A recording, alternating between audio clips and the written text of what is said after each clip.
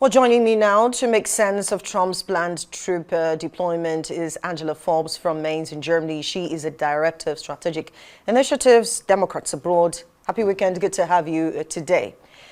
What are Republicans saying about the deployment by the Trump administration? Let's get the party's point of view first before we get into the conversation proper. Well, what Republicans are saying is that they're really cheering it on, calling it law and order, and saying that blue city mayors have lost control. But if you look closer, every city that Trump is targeting is a majority black or brown city, often with black leadership. The rhetoric that they're using are words like bloody and squalid, and these echo old racist tropes about dangerous black cities. Republicans spin it as a neutral policing action, but the subtext is fear politics aimed squarely at his base. Now, what about Democrats? What are Democrats saying? I mean, you are the director of strategic initiatives at Democrats Abroad. Make it as simple as you can. What are Democrats saying about this? Well, Democrats are actually disgusted by the president's words and his actions. He is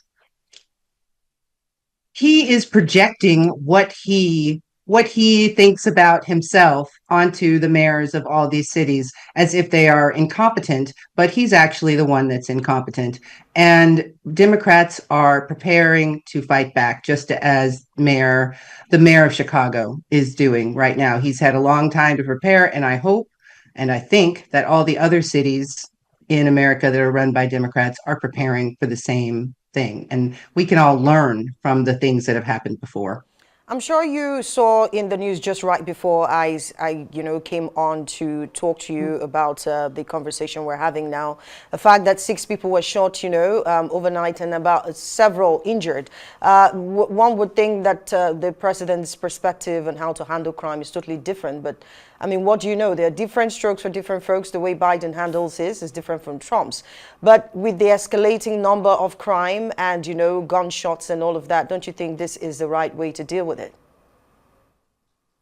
Well, it might look good in the headlines that you're deploying all these troops and other people to a city, but it's not actually going to help anything in the long term. One of the things that Trump did was that he slashed the budget of over $800 million in proven crime prevention techniques. So he slashed violence interruption. He slashed help for people re-entering from prison. He slashed mental health. He slashed victim services. He's also slashed housing, schools, and job programs. So those are things that will actually reduce crime, and replacing them with the military is just designed for campaign ads. I would ask you this also. Now, according to residents in Chicago, we've had that in the news as well, some confessing to the fact that, the crime rate has been high, hence Trump's decision. And there's data to back these numbers up. It's a temporary drop in crime, but the trends for all these cities was that crime is dropping.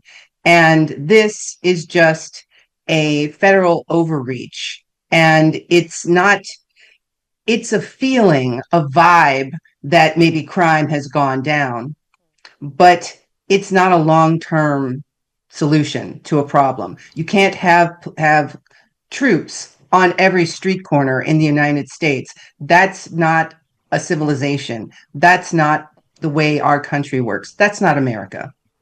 Now, let's talk to you about, the data. Besides the data, what motive do you think the president has in, deploying these National Guard troops to the city?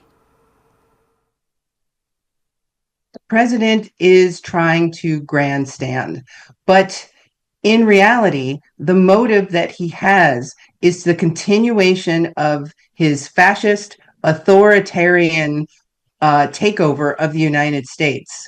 What We've seen the same playbook in lots of fascist dictatorships that he's just looking. We haven't given him, as a country, we haven't given him a reason to deploy troops. So now he's making these reasons up. And as long as people are protesting peacefully and not reacting violently, he will continue to make up reasons why he has to do this so that he can basically take over the United States and continue his unconstitutional fascist regime. Now, we are not lawyers, Forbes, but what are federal, officers and troops allowed to do and not to do when it comes to matters like this? Well, federal agents, the FBI, DHS, and can enforce federal laws. They can make arrests. They can serve warrants, but they have to follow the Constitution. And the Constitution says that local policing is up to the states and the cities. That's in the 10th Amendment of our Constitution. One of the things that they should do if they follow the Constitution is identify themselves and respect due process. And that hasn't really been a trend from the Trump administration. The National Guard can, under the leadership of governors, can support logistics or traffic, but not frontline policing. So, and any active duty troops are barred from acting as local police unless there is an insurrection. And there is not an insurrection. So they're supposed to assist, not occupy, and using them as shock troops against communities crosses a dangerous line. Now, finally, before I let you go, in New York, there have been no reports that they are aware of or that we are aware of where troops are violating anyone or state property. It's hard to say, Forbes, that this is illegal or against the Constitution. Plus, if it's against the Constitution, by now, you and I know that the courts could have stopped Trump. I'm sure there are lawyers there to block his moves. Well, they did actually stop some of the actions in LA, and Washington, D.C. is a completely different story. Because it's not a separate state, the U.S. government does have some control over it. And believe me, the Chicago mayor stated when he gave his press conference that his legal team was working on filing any kind of injunctions or preparing for this. So there will be legal action. There was legal action in Washington, D.C. that stopped them from taking over the police. There was legal action in L.A., and it will continue.